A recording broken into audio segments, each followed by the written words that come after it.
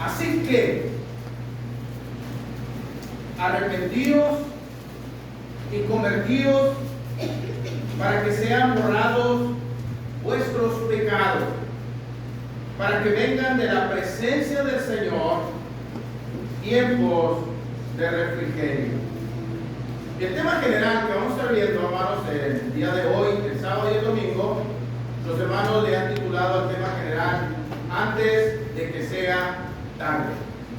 Y basaban, hermanos, su pensamiento ahí en la carta a los Hebreos, en el capítulo 10, en el versículo 36, 37, 38 y 39, donde el escritor a los Hebreos les dice: porque aún un poquito más y el que ha de venir vendrá y no tardará, mas el justo vivirá por fe, y si retrocediere no agradará a mi alma. Pero nosotros no somos de los que retroceden para perdición, sino de los que avanzan para preservación del alma. Ciertamente ese pasaje, en el contexto general de Hebreos, hermanos, a lo que se está refiriendo no es a la segunda venida de Cristo, sino se está refiriendo, hermanos, recuerden que los hermanos hebreos estaban pasando por tiempos de persecución por causa de los judaizantes. Y cuando el escritor a los hebreos les dice un poquito más y el día de venir vendrá, a lo que se está refiriendo en el contexto de Hebreos es que en el año 70 iba a venir el general Tito a destruir la ciudad de Jerusalén y el templo, y el judaísmo iba a menguar, hermano, para darle auge al cristianismo. Sin embargo, también puede tener aplicación a la venida de Cristo, porque el apóstol Pedro dice que el Señor no retarda su promesa como algunos la tienen por tardanza, sino que es paciente para con todos, no queriendo que ninguno perezca, sino que todos procedan al arrepentimiento. Pero un pasaje que nos va a ayudar a poner más en mente el tema general, que es antes de que sea tarde, lo escribe el apóstol Pablo en 2 Corintios, en el capítulo 5 y en el versículo 10. Dice ahí, hermanos: porque es necesario que todos nosotros comparezcamos ante el tribunal de Cristo, para que cada uno de nosotros reciba según lo que haya hecho mientras estaba en el cuerpo, sea bueno o sea malo. Ese pasaje sí nos va a ayudar un poco más a poner en contexto, hermanos, el tema general. ¿Por qué? Porque el apóstol Pablo dice que el día del Señor va a venir, y que el día del Señor habrá un juicio, hermano, y que es un juicio ineludible. Ahí vamos a estar todos, porque es necesario que todos comparezcamos. Pero también va a ser un juicio individual, para que cada uno reciba lo que haya hecho. Pero también va a ser un juicio basado en lo que hicimos mientras estábamos con vida, mientras estábamos en el cuerpo, sea bueno o sea malo. Entonces, como vamos a ir a un juicio ineludible, donde cada uno de nosotros vamos a dar cuenta de lo que hicimos mientras estábamos en esta vida, es importante, hermanos, que aprovechemos el tiempo que tenemos, la vida que tenemos, hermanos, antes de que sea tarde. ¿Y qué debemos hacer, hermanos, aprovechando el tiempo? ¿Qué es lo que debemos hacer antes de que sea tarde? El escritor, hermanos, ahí en Lucas, que escribe el libro de los Hechos, nos dice en el capítulo 3, en el verso 19 del texto que acabamos de leer, dice que así que arrepentidos y convertidos para que sean borrados vuestros pecados y para que vengan de la presencia del Señor tiempos de refrigerio. Entonces, hermanos, antes de que sea tarde, necesitamos aprovechar el tiempo para arrepentirnos. ¿Ok? Muy bien. Ahora vamos a ver lo que el pasaje nos dice. Vamos a ver en qué contexto está este pasaje. No nos vamos a ir mucho, hermano, de ahí de la carta del libro de los Hechos, porque pudiéramos andar de pasaje en pasaje, pero vamos a ver en qué contexto está dicho. ¿Por qué? Porque el apóstol Pedro, hermano, les dice a este auditorio que se necesitan arrepentir y convertir al Señor para que sus pecados les sean perdonados y para que vengan de parte del Señor tiempos de refrigerio. ¿En qué contexto les digo? Y lo primero que quiero que ustedes vean en el pasaje, hermanos, es que empieza con un así que. Y una psique, hermanos, lo que hace es introducir una consecuencia, es decir, una conclusión o una deducción de algo que se acaba de decir o se acaba de hacer. La psique es lo que introduce, hermanos, una consecuencia, una conclusión, ¿sí, hermanos? Una deducción de algo que se acaba de decir o que acaba de suceder. Necesitan ver lo que pasó, necesitan haber oído lo que les dijeron para que ellos puedan estar en la capacidad de deducir, de concluir, para poder actuar en consecuencia. También ese así que, hermano, introduce un hecho o una circunstancia que se toma como punto de referencia temporal de lo que ha de ocurrir, ya sea inmediatamente o después del momento. ¿Sí? Entonces, vamos a ver, hermanos, que cuando Pedro les dice a este público que necesitan arrepentirse y necesitan convertirse al Señor para que sus pecados les sean perdonados y para que vengan de la presencia del Señor tiempos de refrigerio, hubo un evento y una explicación del evento y una aplicación del evento, hermanos. Por eso ellos tenían que deducir y concluir qué necesitaban hacer. Y Pedro les exhorta y les dice: esto es lo que ustedes necesitan hacer. Muy bien, lo primero, hermanos, que queremos ver es qué sucedió. ¿Qué sucedió en el capítulo 3? ¿Sí? Que Pedro motiva a la gente a arrepentirse, a convertirse al Señor para que sus pecados les sean perdonados y para que vengan de parte de la presencia del Señor tiempos de refrigerio. Lo primero que vamos a ver, hermanos, es un milagro. Sucedió un milagro. Y vamos a, hermanos, a trasladarnos de nuestra mente a través de la lectura, a través de la verdad de Dios. Vamos a trasladarnos hasta aquel lugar, hasta el templo, en la ciudad de Jerusalén, aquella puerta que se llamaba la Hermosa. Y dicen, hermanos, los historiadores que se le llamaba la Hermosa porque la puerta en sí que daba acceso al templo, esa puerta, hermanos, era maravillosa, era hermosa y tenía un valor incalculable por la manera en que estaba elaborada, hermanos. Bueno, podemos ir hasta ese lugar. Ahora, podemos ver, incluso, hermanos, colocarnos no solamente en el escenario de la sanidad de aquel cojo, hermano, sino también podemos ver el lugar donde el cojo estaba, que era el lugar del templo. Pero también podemos ver la hora, hermano, en que fue llevado a cabo este milagro. Y lo primero que podemos ver, hermano, imagínense usted a un hombre que el capítulo 4 dice que tenía 40 años, hermano. 40 años de estar paralítico, de estar cojo, de no poder moverse. Y 40 años, hermanos, estaba sufriendo.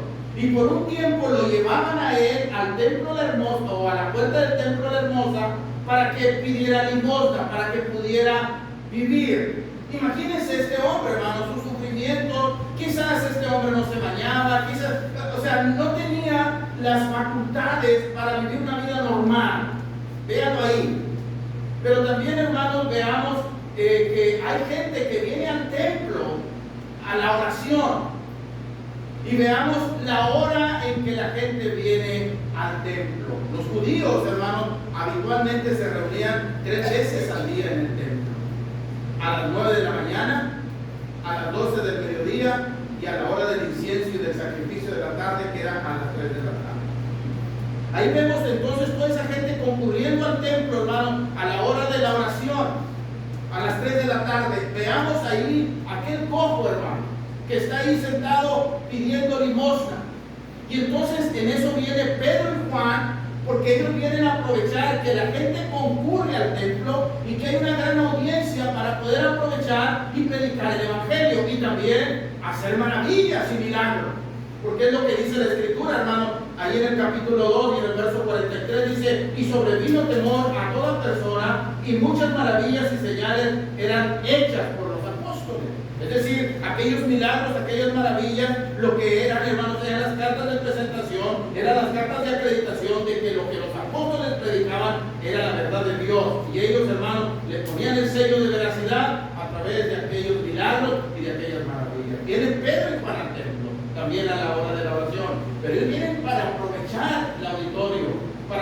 tomar el escenario y predicar la palabra. Cuando llega Pedro y Juan, hermanos, a la puerta de la Hermosa para entrar al templo, está el cojo ahí. Y el cojo, hermanos, ve a Pedro y a Juan y él espera que le den una moneda, que le den una limosna. Y entonces Pedro y Juan les dice, míralo. Y entonces dice, ya la hice, me van a dar dinero. Y entonces Pedro le dice, no tengo plata ni oro, pero lo que tengo te doy. En el nombre del Señor Jesucristo, levántate y anda. Imagínense, hermanos, lo que pasó en el cuerpo de este hombre. Los tendones, hermanos, los nervios, el músculo empezó a transformarse, hermanos, y empezó a tomar la forma correcta de las piernas, de tal manera que este hombre, hermanos, cuando Pedro lo detiene, lo toma de la mano y le dice, levántate y anda, este hombre se levantó de un brinco y empezó a brincar y a saltar y a glorificar a Dios, hermanos. Fue un milagro total y completo. Fue un milagro, hermanos, realizado de manera veraz. Era un hombre, hermanos, que tenía años de estar en esa condición. Y ahora ya no se separa de los apóstoles. ¿A dónde van? Si ustedes dieron la salud, yo quiero ir con ustedes. Y dice que los tenía tomados de la mano, si no los soltaba, hermano. Y este hombre andaba brincando y saltando, alabando a Dios. Imaginemos la escena, hermano. Imaginemos por un momento la escena. Ahora, ya vimos el milagro. Ahora vamos a ver la explicación del milagro. ¿Sí? Porque ahora Pedro va a aprovechar, hermanos, de que la gente queda sorprendida. La gente queda, hermanos, impresionada por el milagro, porque dice a la escritura que porque ellos sabían de que este hombre tenía muchos años de estar enfermo, y quedaron sorprendidos, quedaron atónitos y concurren a Pedro y a Juan. Van y se juntan a Pedro y a Juan, y toda la gente viene, hermanos, todo el pueblo viene a la presencia de Pedro y de Juan. Y Pedro, hermanos, les va a explicar el milagro. Ahí en el capítulo 3, ahí mismo dice el versículo 12, viendo esto, es decir, viendo que la gente, en el versículo 11 dice que todo el pueblo atónito concurrió a ellos al pórtico que se llamaba de Salomón. Imagínense, hermano, toda la gente viene con Pedro y con Juan, y vienen sorprendidos, vienen impresionados. Y ahora, hermanos, Pedro les dice en el verso 12, y viendo esto Pedro respondió al pueblo, varones israelitas. Este nombre, hermanos, era el nombre sagrado de los judíos. ¿Sí? Era un nombre que no solamente, es como decirnos a nosotros mexicanos, nos sale el orgullo, hermano, el orgullo nacionalista de ser mexicano. Cuando Pedro le dice, varones israelitas, les está hablando con mucho respeto y con mucha categoría, hermano, porque Pedro va a aprovechar para predicarles el evangelio. Porque Pedro va a intentar por todos los medios, con argumentos bíblicos, hermanos, a que la gente se arrepienta y se convierta a Dios para que sus pecados les sean perdonados y para que ellos disfruten del refrigerio, de esa vida refrescante que Dios da cuando Dios a los hombres que se arrepienten y se convierten, les perdona sus pecados.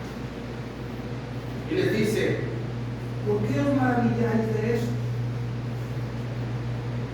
Ellos deberían, hermano, no estar tan sorprendidos, porque ellos deberían estar acostumbrados de que el Dios de Israel era capaz de hacer eso y muchas cosas más, hermanos.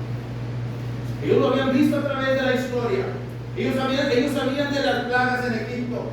Ellos sabían de cómo Dios les había sacado agua de la roca, de cómo Dios les había dado el maná, de cómo Dios había multiplicado aquellas codornices que hasta que comieron lo echaron fuera. Ellos sabían, hermanos, cómo los muros de Jericó fueron derrumbados. Ellos sabían de cómo cuando Dios se manifestó en el monte del Sinaí, el monte tronaba y había oscuridad y había relámpagos y había truenos. Ellos sabían de Dios. Por eso Pedro le dice, ¿por qué se maravillan de esto?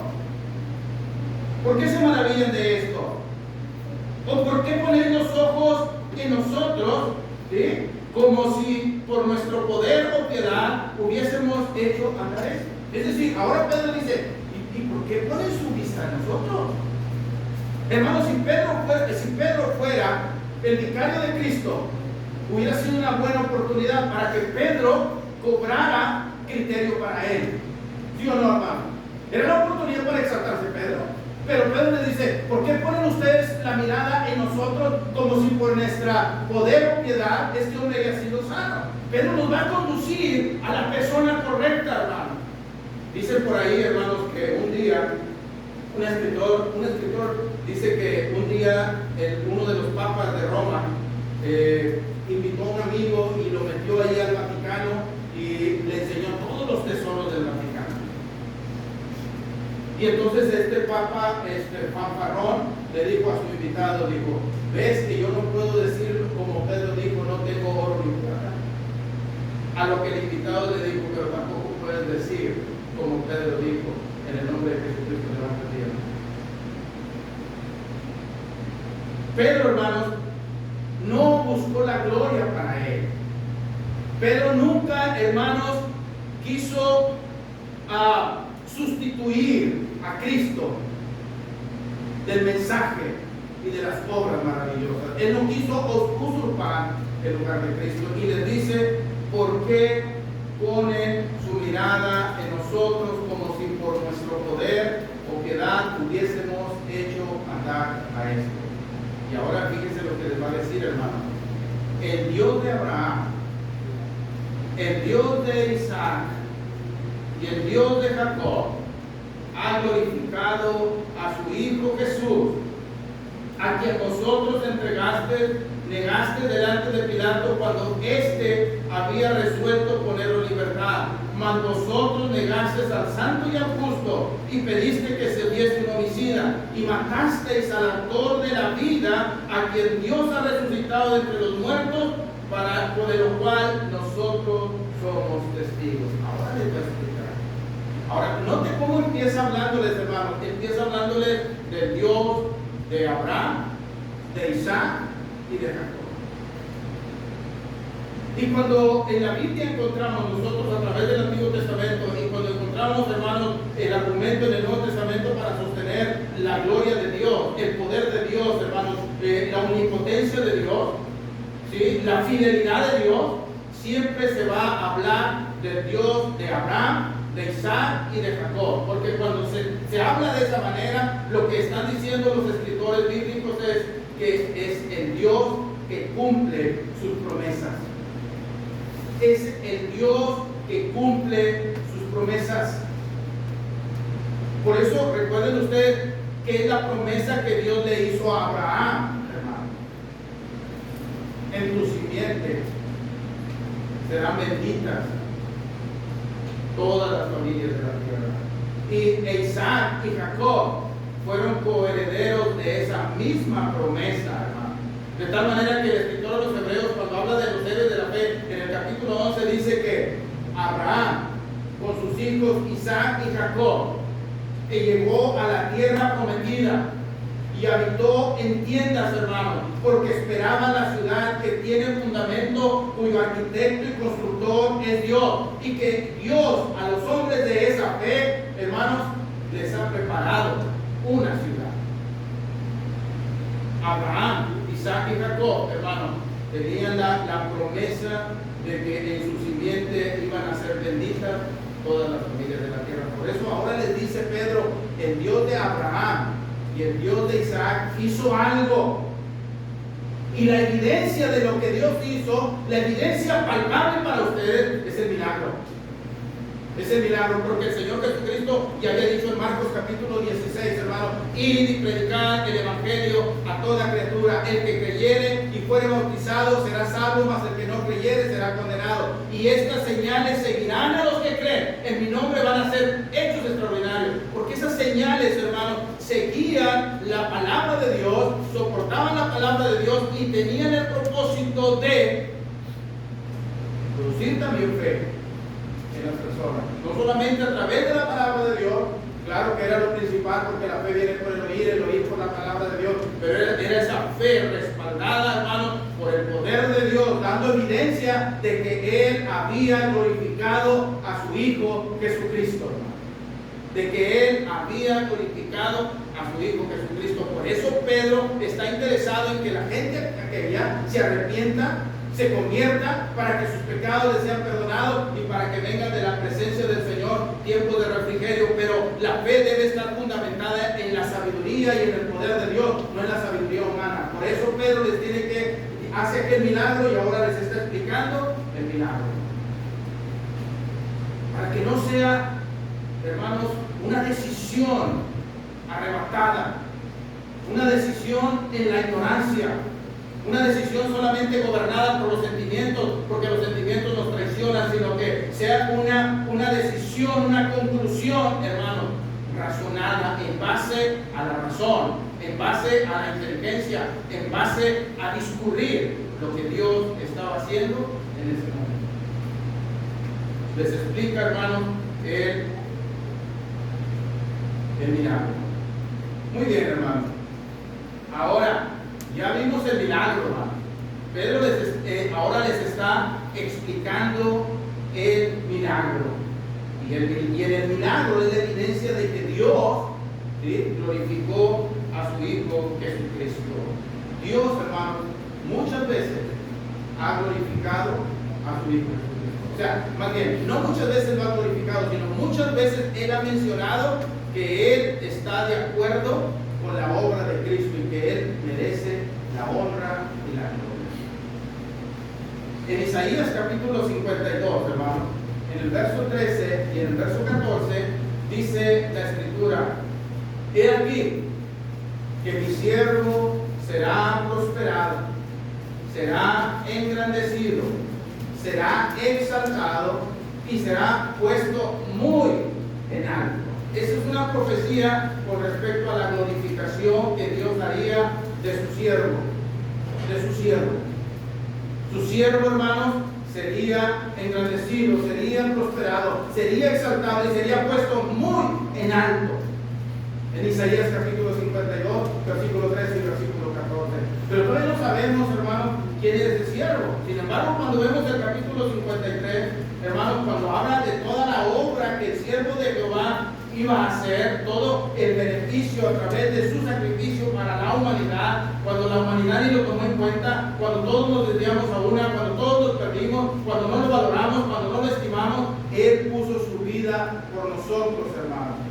Y cuando Isaías en el capítulo 53 y en el versículo 2 dice: por tanto, yo le daré parte con los grandes y con los fuertes repartirá despojo, por cuanto derramó su vida hasta la muerte y fue contado con los pecadores, habiendo llevado él el pecado de muchos y orado por los transgresores. Esto es lo que iba a hacer el siervo de Jehová. Ahora Pedro dice que ese siervo de Jehová que iba a ser engrandecido, que iba a ser exaltado, que iba a ser puesto muy en alto, a ese siervo de Jehová a quien Dios le daría parte con los grandes, parte con los fuertes, que repartiría despojos, hermano, porque había dado su vida hasta la muerte y porque había sido contado como un pecador y que sin embargo había orado por los transgresores. Ahora Pedro les dice que el Dios de Abraham, el Dios de Isaac y el Dios de Jacob ha glorificado a su Hijo Jesucristo, hermano. Dios siempre ha glorificado a su Hijo Jesucristo. ¿Recuerdan ustedes, hermano, en Mateo capítulo 17, en el monte de la transfiguración, cuando el Señor Jesucristo está ahí, están los apóstoles y luego aparece a un lado Moisés y al otro lado Elías? Y Pedro ve al Señor en medio y a Elías en un lado y a Moisés en el otro, y le dice: Señor, qué bueno que estamos aquí, esto es maravilloso, es una gran oportunidad. ¿Por qué no hacemos 3 enramadas? Una para ti, una para Moisés y una para Elías. Cuando Pedro voltea y vuelve otra vez la vista, ya Elías y Moisés ya no estaban, solamente el Señor Jesucristo. Luego oyó una voz del cielo que dijo: este es mi Hijo amado, en el cual me complazco, a él oíd. Y Pedro, hermanos, el apóstol mismo, en la segunda carta de Pedro, en el capítulo 1 y en el versículo 17, toma ese evento para decir que no han dado a conocer la venida del Señor siguiendo fábulas artificiosas, sino como habiendo visto con nuestros propios ojos su gloria y su majestad, cuando estábamos en aquel monte, cuando Dios habló y glorificó a su Cristo. Dios siempre ha glorificado a su Hijo Jesucristo. Y ahora Pedro, para que esta gente esté en capacidad de tomar la decisión de arrepentirse y de convertirse, para que sus pecados les sean perdonados, ¿sí?, y vengan de la presencia del Señor tiempos de refrigerio, ha hecho ese milagro. Ahora les ha explicado el milagro, hermano. Pero también quiero ver, hermano, que Pedro luego pasa a buscar el objetivo. ¿Sí? Ya vieron el milagro, ya se les explicó el milagro. Ahora Pedro, hermano, va a buscar el objetivo que tiene, que aquella gente se arrepienta, que se convierta a Dios para que sean salvados y para que lleven una vida agradable, una vida nueva en Cristo. ¿Cómo lo va a hacer? Bueno, hermano, para que esta gente esté en condiciones de tomar la decisión de arrepentirse y de convertirse a Dios, hermano, necesita que alguien les exponga su pecado. Hermano, poca gente, y muchos cristianos también, no nos hemos arrepentido porque nadie se ha atrevido a exponer nuestro pecado. Nadie se ha atrevido a exponer nuestro pecado.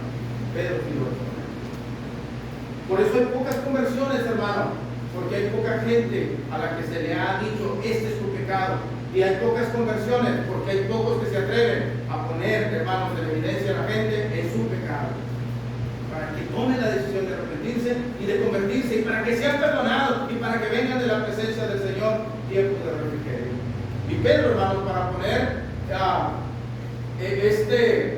para exponerles el pecado, el apóstol Pedro va a utilizar una figura de lenguaje, hermano, una figura retórica llamada antítesis. ¿Sí?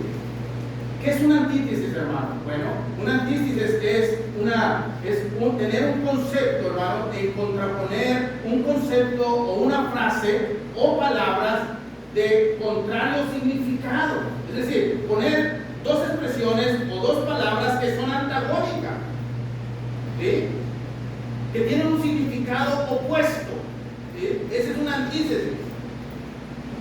Y Pedro va a utilizar esa figura de lenguaje porque las figuras de lenguaje lo que hacen es enriquecer el lenguaje y motivar a la meditación a la gente, hermano. Eso es lo que hacen las figuras de lenguaje. Cuando se habla en lenguaje, hermano, figurativo, lo que hace es estimular nuestra inteligencia, hermano, nuestra sabiduría, para poder analizar y poder llegar a conclusiones lógicas. ¿Y cuáles son esas ideas, esos conceptos, esas palabras que Pedro va a poner, hermano, en oposición las unas de las otras? Primero, cuando el Señor Jesucristo, en Juan capítulo 19, está ante Pilato, y todo el pueblo, Pilato está en alto, allá está el Señor, y todo el pueblo está ahí frente al atrio con Pilato. Pilato, hermano, les hace una pregunta a los judíos: ¿he de crucificar a su rey? ¿He de crucificar a su rey? ¿Y cuál es, hermanos, la antítesis? ¿Cuál es, hermano? Nosotros no tenemos más rey que el César. Pilato les estaba diciendo: este es su rey, ¿por qué me están pidiendo que lo crucifique? Y ellos dijeron: nosotros no tenemos, ese no es nuestro rey, porque el único rey que tenemos es el César. Ellos tenían que hacerse responsables, hermano, de eso. La otra, hermanos, es Pilato en Juan capítulo 19, 2 veces declara al Señor Jesucristo inocente. Lo traigo enfrente de ustedes para decirles que no hay delito en él. Luego, hermanos, más adelante les dice: eres inocente. Entonces, un pagano, hermanos, un gentil que no era del pueblo de Dios, está diciéndoles: este es su rey, ¿por qué lo quieren crucificar? Y ellos dijeron, el pueblo de Dios dijo: nosotros no tenemos otro rey más que el César.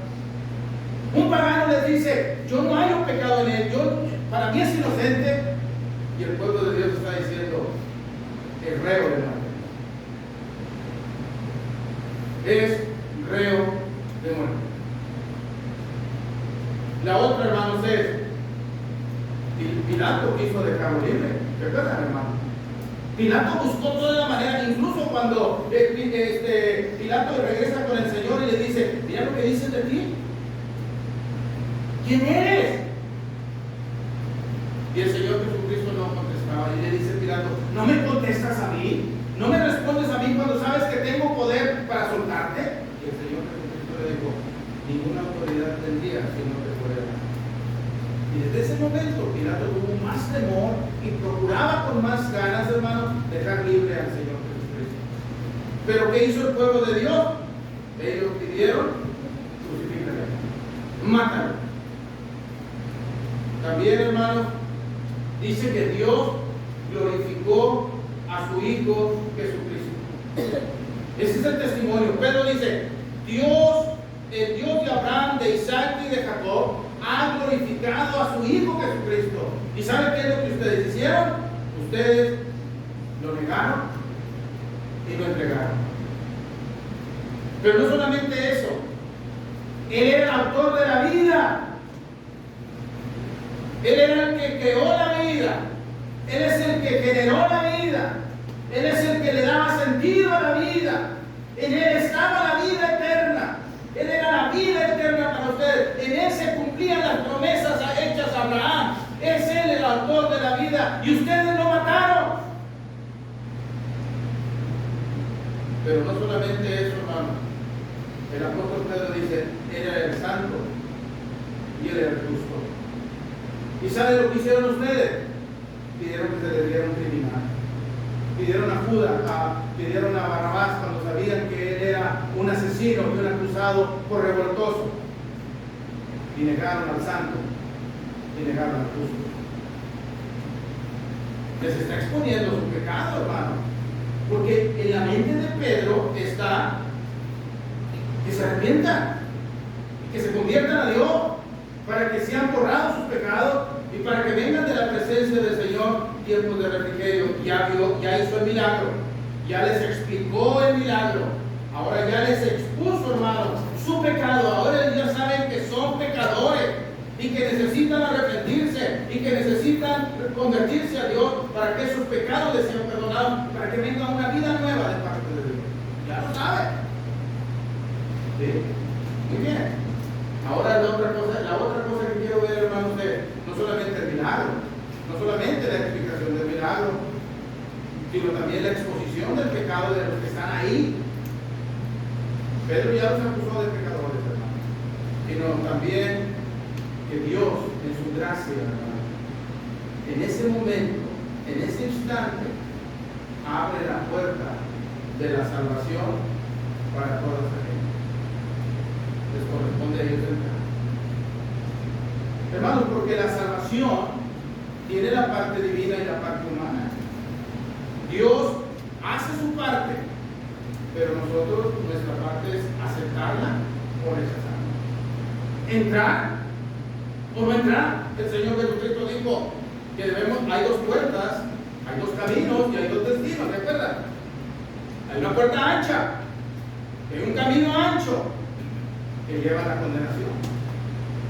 Hay una puerta angosta y un camino angosto que lleva a la vida eterna. Cada quien toma la decisión. Dios no empuja a nadie, hermano. Dios no obliga a nadie. Él nos da la libertad de escoger. Por eso Pedro les dijo: así que. Por eso que dijimos que ese así que introduce, hermanos, circunstancias, información, hechos y eventos para que las personas estén en condiciones de deducir, sacar conclusiones y decidir. Ahora ya vieron que el milagro no lo efectuó Pedro, no fue por el poder ni por la piedad de Pedro, sino que es Dios a través de su Hijo Jesucristo quien glorificó. Ya vieron cuál es la explicación del milagro, hermano. Ya vieron ahora que Pedro les dijo: ustedes son pecadores. Ahora Dios abre la puerta para la salvación. Dice el versículo, hermano, en el versículo 16: por la fe en su nombre, por la fe en su nombre, a este que vosotros veis y además conocéis, le ha confirmado su nombre, y la fe que es por él ha completa sanidad en presencia de todos ustedes. Ahora lo que Dios no está preocupado en sanar a todos los que estaban enfermos allí físicamente, ahora Dios está ocupado a través de Pedro para sanar el alma.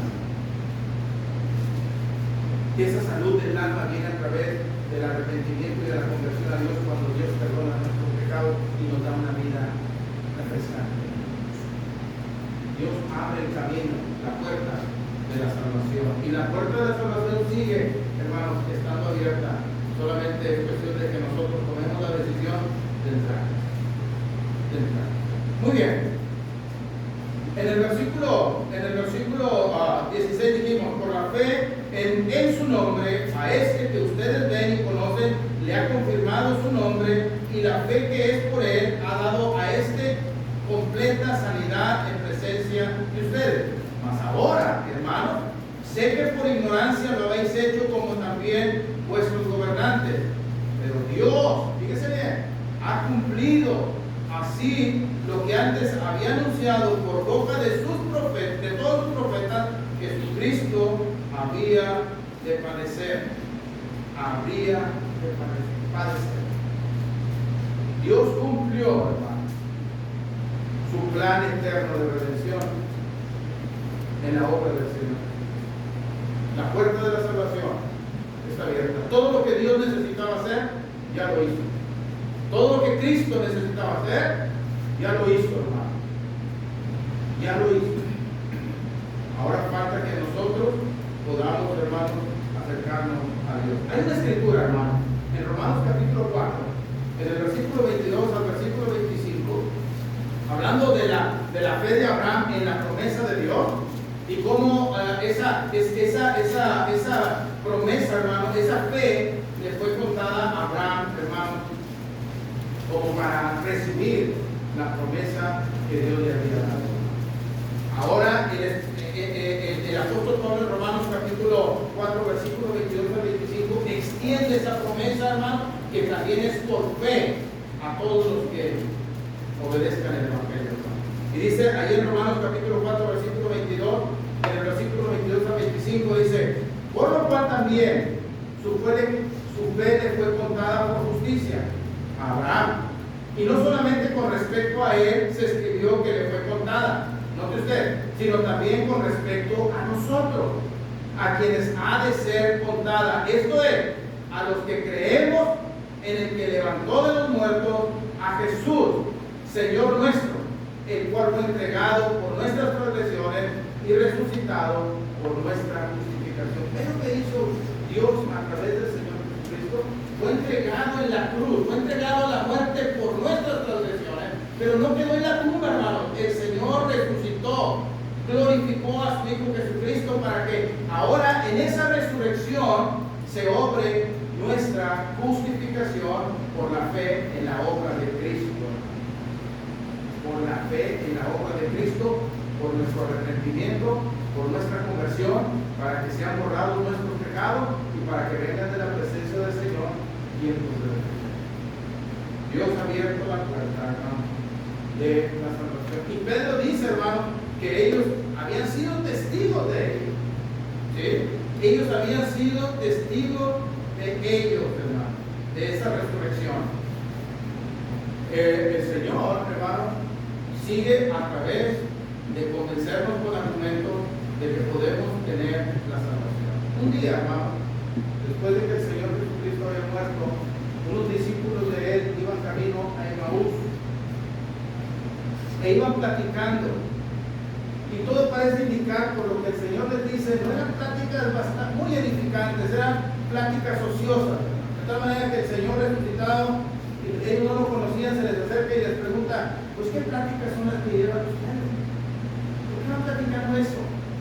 Y de esa manera, entonces le dicen, ¿eres el único forastero que no sabe lo que pasó?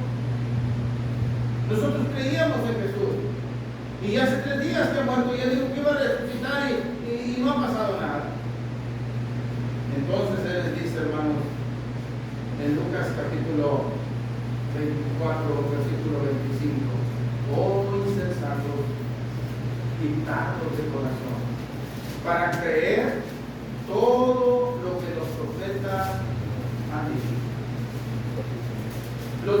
Pedro les dice a ellos, sé que por ignorancia lo hicieron, hermanos, pero la ignorancia no hace inocente a nadie. De verdad, el que usted ignore no le va a servir como argumento para que usted pase como inocente. Es muy simple. Si usted va, ¿qué es lo que hacemos nosotros cuando vamos manejando y de pronto nos pasamos un alto, hermano? Y si está el tránsito allí, nos para y nos dice, hey, te pasaste el alto y no lo vi. No lo viste. Pero eres culpable. Hay una multa. Y tienes que pagar. Entonces, hermano, la ignorancia no nos exime de que vayamos a ir al tribunal de Cristo y que demos cuenta de lo que hicimos mientras estábamos en el cuerpo, sea bueno o sea malo. Por eso el Señor Jesucristo, a través de la palabra, nos trata de convencer, hermano. Nos trata de convencer. Él dice que toda la Escritura es inspirada por Dios y es útil para enseñar, para redarguir, para corregir, para instruir en justicia, a fin de que el hombre de Dios sea perfecto, completamente preparado para toda buena obra. Ahí están las Escrituras. Ahí está la palabra de Dios. Ahí está la Biblia, hermano. Ahí está la iglesia predicando y proclamando el mensaje de Dios. Si hay ignorancia es porque la gente quiere ser ignorante.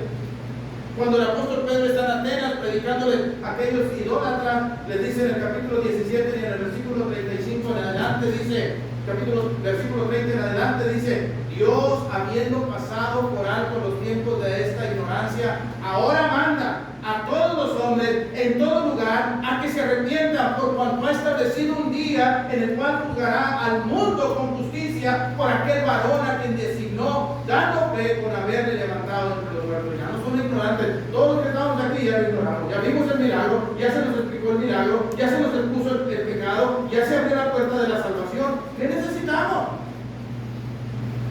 Para arrepentirnos y para convertirnos, para que nuestros pecados sean borrados y vengan de la presencia del Señor. Tiempos de refrigerio, antes de que sea tarde, arrepiéntase y conviértase, vuélvase a Dios para que sus pecados le sean perdonados y para que vengan de la presencia del Señor. Tiempos de refrigerio. Por último, hermanos, quiero ver la exhortación, la invitación de Pedro al arrepentimiento y a la conversión. Dice en el versículo 19 que leímos, así que, recuerden que dijimos que así que introduce, hermanos, una deducción, una conclusión a la que ellos tienen que llegar a todos los argumentos que ya les dio Pedro. Dice, así que, arrepentidos. Eso es lo que necesitan hacer. Les invito a que se arrepientan de todo lo que acaban de del pecado que ya les expuso. Hermanos, la gente necesita saber en qué pecados está. No solamente que esté el pecado, sino cuáles son sus pecados, para que la gente acepte arrepentirse y acepte el perdón de pecado y acepte la vida nueva que hay en Cristo. Vamos a atrevernos a exponer. No debemos nosotros, hermanos, estar predicando temas de superación personal. No podemos estar predicando temas suaves, lo que a la gente le endulza el oído, hermano. No, tenemos que predicar la palabra de Dios y exponerle a la gente su pecado. Ahora, hermano, ¿qué es arrepentimiento? ¿Y qué es conversión? ¿Qué es lo que le está diciendo Pedro cuando les dice arrepiéntanse y conviértanse para que sus pecados les sean perdonados y vengan de la presencia del Señor tiempos de refrigerio? ¿Qué es el arrepentimiento, hermano? Bueno, el arrepentimiento, hermanos, según la palabra griega, que no se lo voy a decir porque ustedes no necesitan saber, ni yo tampoco, pero necesito saber el concepto. ¿Qué es arrepentimiento? Bueno, el arrepentimiento, hermanos, es un cambio de mente. Es un cambio de propósito. Y este cambio de mente y este cambio de propósito, hermano, involucra siempre un cambio a ser mejor. Es una enmienda, hermano. Es una enmienda. Y una enmienda es una corrección. Tengo que corregir. Ahora, es importante, hermano, que el arrepentimiento debe ser genuino. El arrepentimiento no es tristeza por haber pecado, hermano. No es tristeza. por haber pecado. ¿Qué le dijo Pedro a los casi 3,000 que dijeron, varones hermanos, qué hacemos? A los que se compungieron de corazón. ¿Estaban tristes, hermano? ¿Sí? Porque se les declaró que ellos habían matado al Hijo de Dios. Y les dolió su corazón. ¿Sí? Sintieron pena, sintieron vergüenza, les dolió. Pero no estaban arrepentidos. Por eso Pedro les dijo, arrepiéntase y bautícese cada uno de vosotros en el nombre de Jesucristo para perdón de los pecados y recibiréis el nombre del Espíritu Santo. El ejemplo más vivo que ustedes y yo conocemos, hermanos, de que la tristeza o el dolor por haber pecado no es arrepentimiento, es el de Judas. ¿Qué hizo Judas cuando se dio cuenta que había entregado al Señor Jesucristo? ¿Qué hizo? Le dolió y fue arrepentido, o sea, con dolor, con tristeza humana, fue y quiso regresar las monedas. Pero ¿qué pasó? ¿A dónde lo llevó esa tristeza, hermano? A la muerte. Y ese no es el verdadero arrepentimiento. Mire, segunda de los Corintios, en el capítulo 7, Pedro dice, el apóstol Pablo nos dice exactamente, hermano, qué es el arrepentimiento. El arrepentimiento verdadero, el arrepentimiento que es según Dios, el arrepentimiento producido, hermanos, por el argumento bíblico. Verso 8, capítulo 7 de 2 de los Corintios, verso 8 dice, porque aunque os contristé, es decir, los entristecí, dice, aunque los puse tristes con la carta, no me pesa. No me pesa. Yo creo que los que predicamos debemos tomar, en cierta manera, cuando se dice la verdad, hermano, no tener cargo de conciencia, porque a veces nosotros le decimos a alguien su situación y nos quedamos aquí con el pobrecito, no le debe decir. Pero Pablo no dice eso. Los puso tristes porque corrigió a la iglesia en Corinto y los corintios se pusieron tristes y quizás hasta medio rencoroso contra Pablo y dice, no me pesa. No me pesa. Pero va a decir por qué, no porque él era un insensible o porque se desquitó con los corintios, no, hermano, dice, en el versículo 8 dice, no me pesa, aunque entonces lo lamenté, porque veo que aquella carta, aunque por algún tiempo los entristeció, verso 9, ahora me gozo, fíjese bien, hermano, ahora me gozo no porque haya sido contristado, sino porque fuiste contristado, ¿para qué, hermano? Para arrepentimiento, porque habéis sido contristados según Dios, para que ninguna pérdida padeciese de nuestra parte. Verso 10, porque la tristeza que es según Dios, fíjese, hermano, hay tristeza humana por el pecado y hay tristeza según Dios por el pecado. La vergüenza humana por el pecado es Judas. La vergüenza divina que Dios produce en nosotros por nuestros pecados, dice, porque la tristeza que es según Dios produce arrepentimiento, note usted, para salvación, de lo que no hay que arrepentirse. Fíjese, hermano, Pablo dice que no hay que arrepentirnos de habernos arrepentido con la tristeza según Dios, porque esa tristeza que según Dios produce salvación. Y muchos cristianos, hermano, nos hemos arrepentido de habernos arrepentido. No estamos a la iglesia.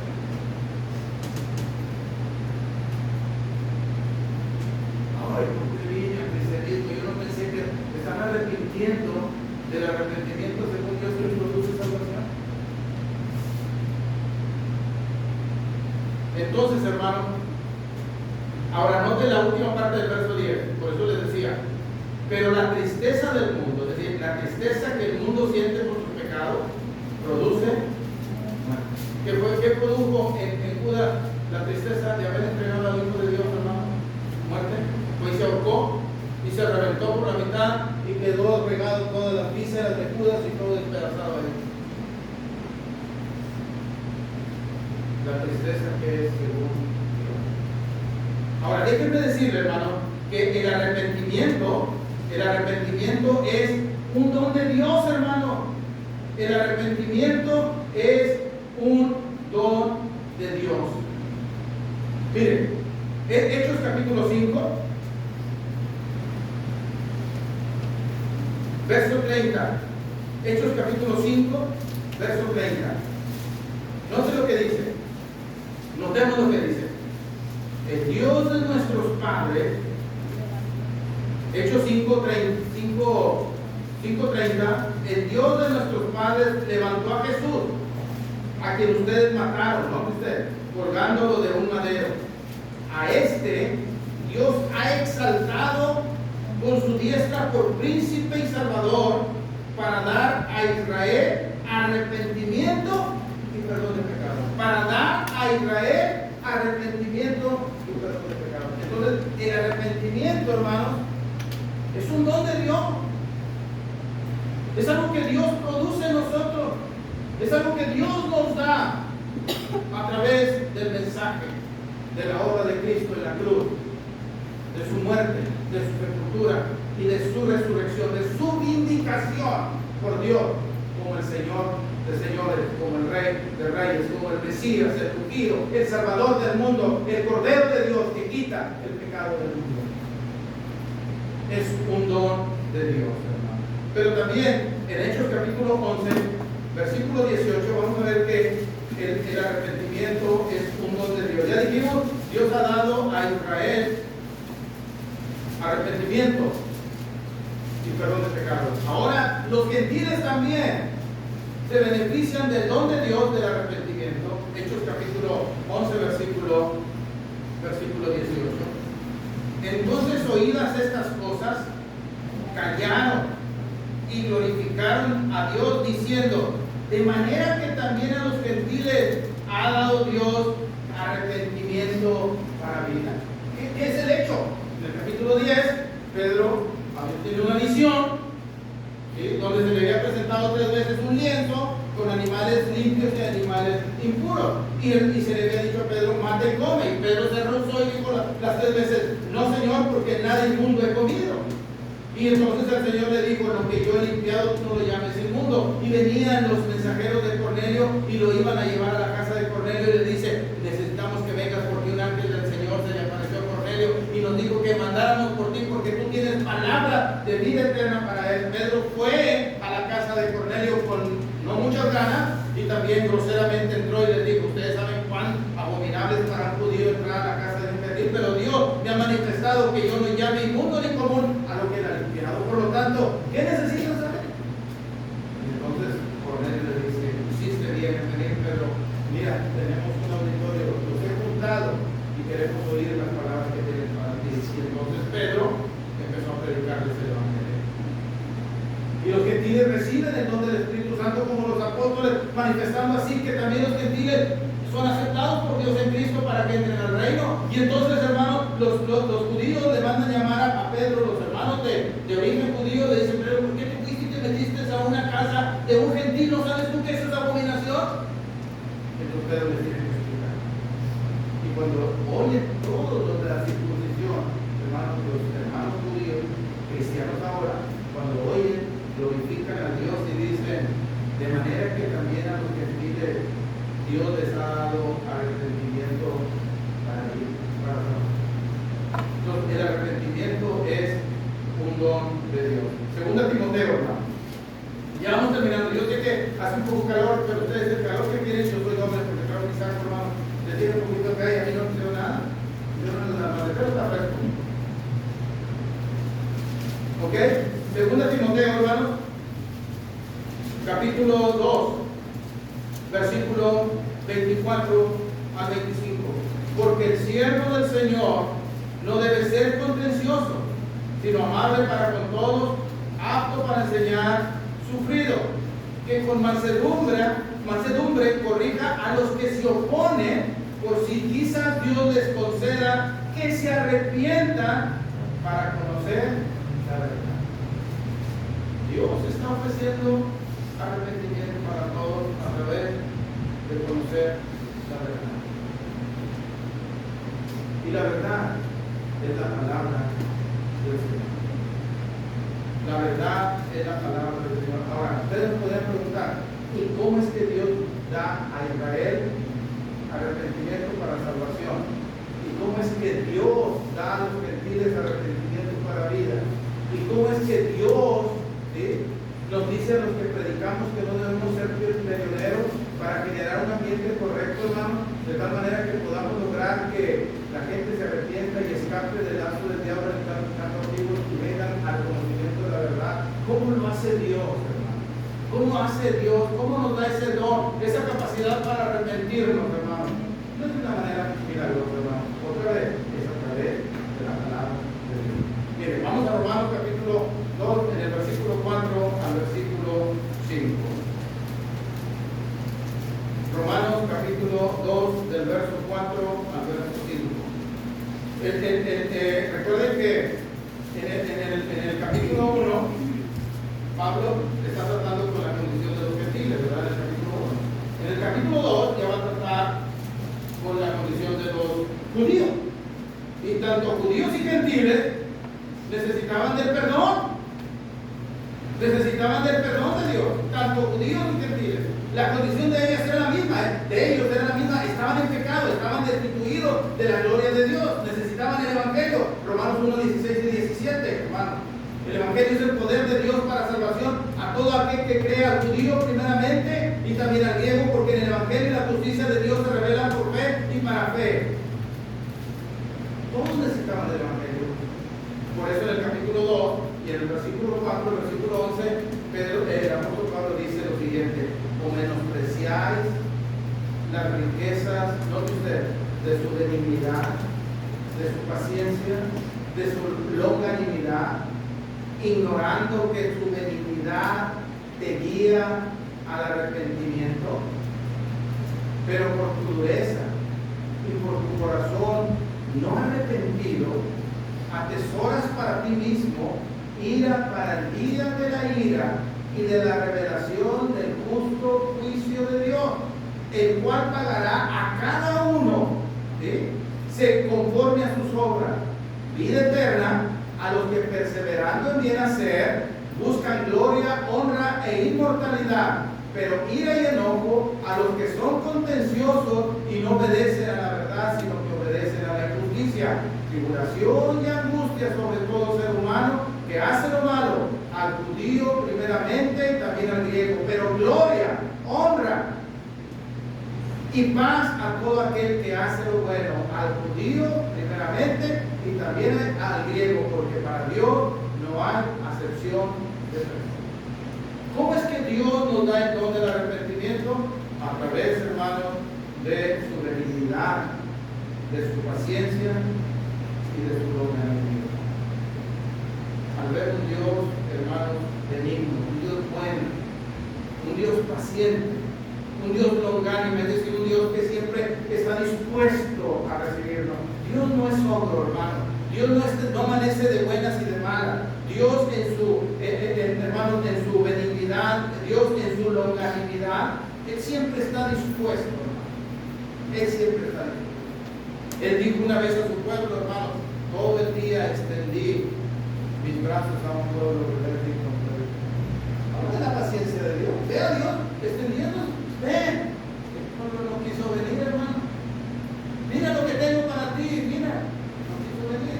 Todo el día extendí mis brazos a un pueblo rebelde y contradictorio. Por eso Dios en su momento, hermano, defendió a Israel y ahora ha tomado la iglesia. Por último, hermano, si usted es cristiano y yo soy cristiano, también necesitamos de la arrepentimiento. También necesitamos de la arrepentimiento. Hay un momento en nuestra vida que tenemos que saber que necesitamos arrepentimiento. ¿Cuándo es ese momento? Mire, Hebreos capítulo 2, y con esto vamos a ir concluyendo, hermano. Yo no me fijé en el tiempo, preparé mucho material y dije: ¿para qué me quitan si ya saben cómo soy? ¿Sí? El que tenga calor se puede ir, hermano. Hebreos capítulo 4. A nadie se le tiene por fuerza, ¿eh? El que tenga sueño puede dormir un rato. Capítulo 2. Vea que el escritor de los Hebreos está lidiando con hermanos que ya no quieren continuar el cristianismo, hermano. Ya no quieren. Tienen las manos caídas y las rodillas paralizadas. Están amargados. Ha botado una raíz de amargura y están a punto de que esa amargura los contamine a todos, hermano. Y el escritor de los Hebreos dice en el capítulo 2, verso 1 al 4: es necesario, hermano. Es una necesidad diligencia.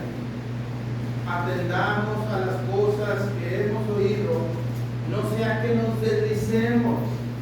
Porque si la palabra dicha por medio de los ángeles fue firme y toda transgresión y desobediencia recibió justa retribución, ¿cómo escaparemos nosotros si descuidamos una salvación tan grande?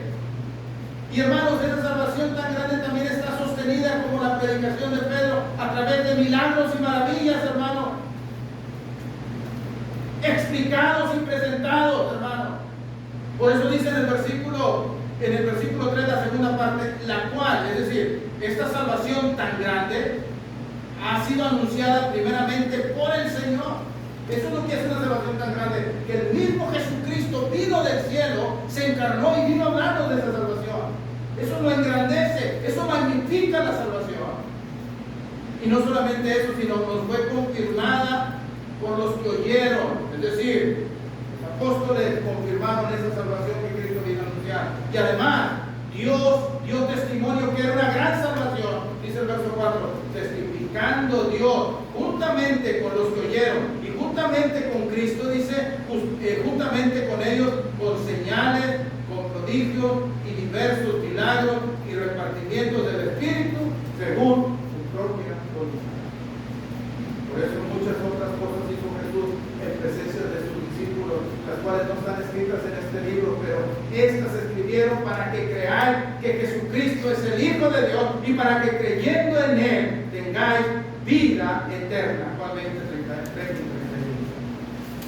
Así es que si usted es cristiano,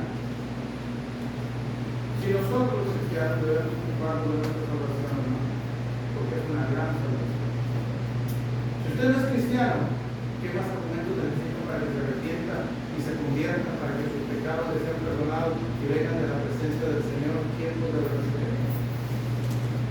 Arrepiéntase y bautícese y lave sus pecados invocando su nombre, lo que más necesita. Y hágalo antes de que sea. Antes de que sea. Entonces usted se muera. Si usted no se arrepintió y no se convirtió, le espera la condenación, el infierno eternamente.